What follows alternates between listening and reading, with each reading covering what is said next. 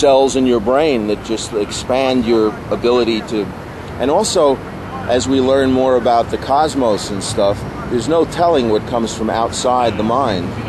I don't want to sound too cosmic or anything, but I think science is coming into this realm, physics, especially quantum physics. We're going to discover stuff about the mind that's mind-blowing. It's just theorized now. You know, you can reach for genius and keep reaching and do things. I remember my father used to say, he was mainly, the greatest thing that he does is short stories. He's unbeatable in short stories.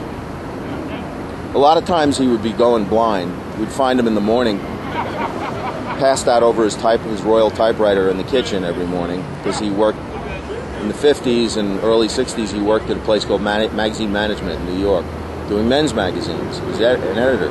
And then at night he would write his books and his stories. He would get by on like 2 hours sleep, 3 hours sleep, or no sleep.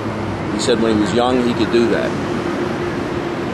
We'd find him draped over the typewriter in the morning, passed out, and then have to get up and go to work. And he was in good shape and able to do that. But a lot of his stories, he didn't know where they were going. And a lot of them have a punchline at the end, like Black Angels.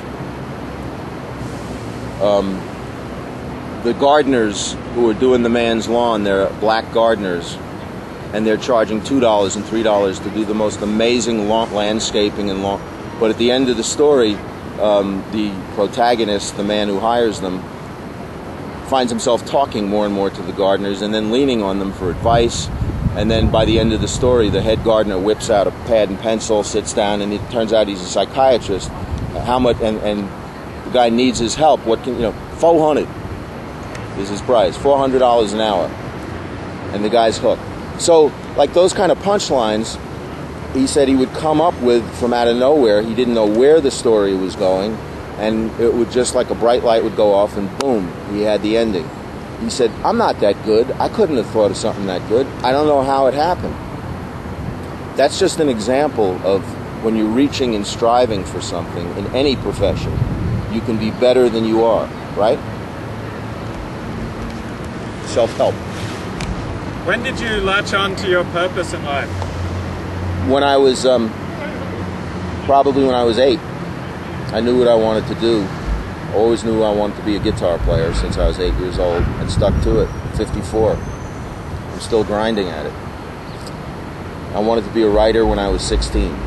So I had these two, I don't want to say conflicting careers, but cursed with two. And I consider them both full-time careers, so I only sleep 3 hours a night. So I've always known. Turns out most kids don't know what they want to do when they're little. But I knew what I wanted to do. Always. And stuck with it. So I guess I was lucky that way. But cursed also, because I've had to be a musician and a writer and live with the consequences of that, which is not a pretty life. There are certainly moments of glory, but for every moment of glory, or evening of glory, or a great night playing, there's 100 hours of hell to go along with that.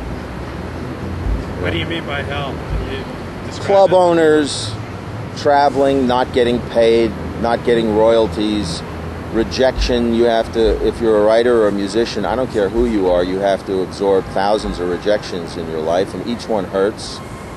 Each one stings. All you need is, with a book or with a story, all you need is one acceptance, and it negates 50 rejections. But the humiliation these days of being a musician, I can't even begin to get into it. It's and for guys a lot more successful than me, the injustice is unspeakable. How so? You said you don't want to get into it, but let me. How can you get into it? Well, there are many categories of injustice in being a musician. I mean, where should I start? I used to give guitar lessons for a few years. I mean, I started guys out who were like college students in Texas on guitar, taught them. Guys who, like, several years later had contracts from Warner Brothers Records and were making 50 times more money than me, and they could barely play. That happens a lot. That's happened a lot.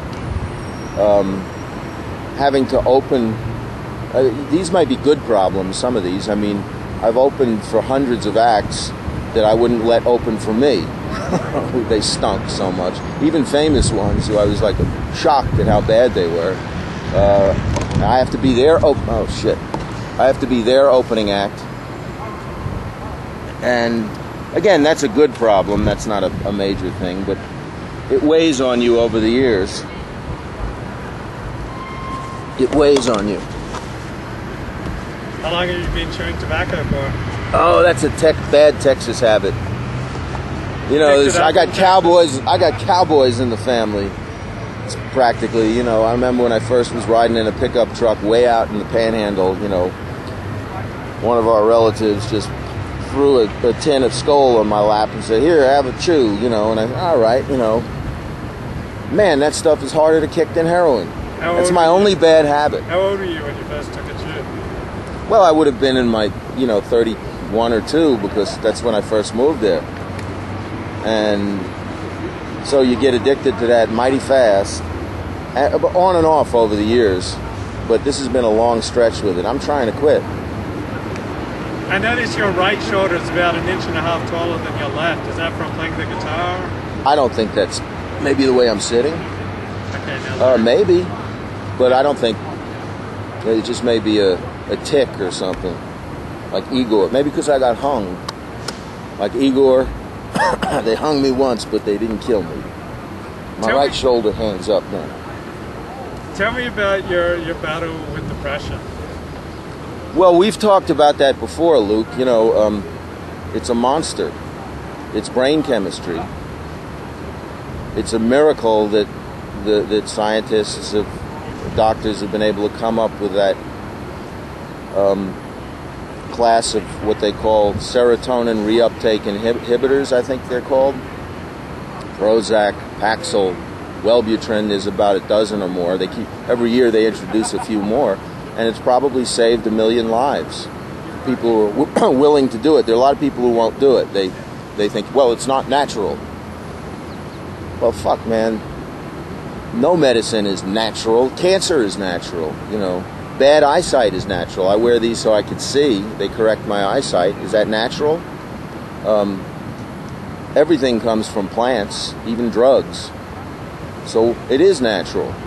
Just because, you know, I mean, the idea that it's not grown organically from the earth, you know, Paxil, God, I think God created it, allowed man to create it. So it does come from God in that sense.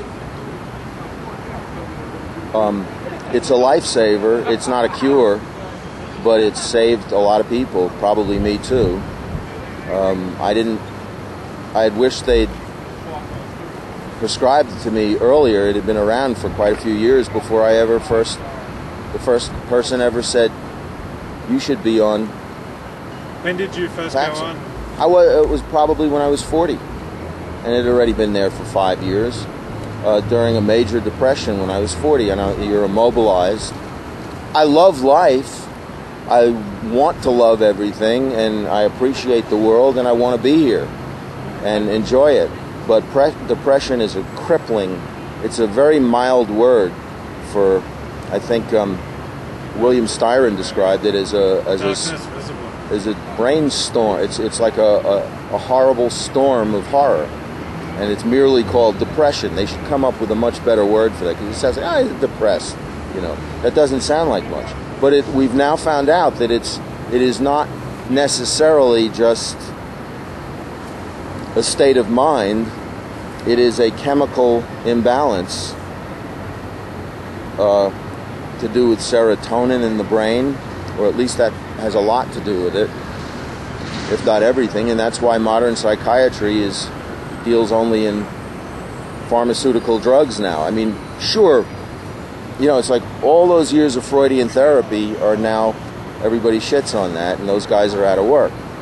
Well, there's something to that too, but there is a lot of brain chemistry involved, and if you can correct something that's a mere chemical or electric circuit in your brain that isn't connecting, that you need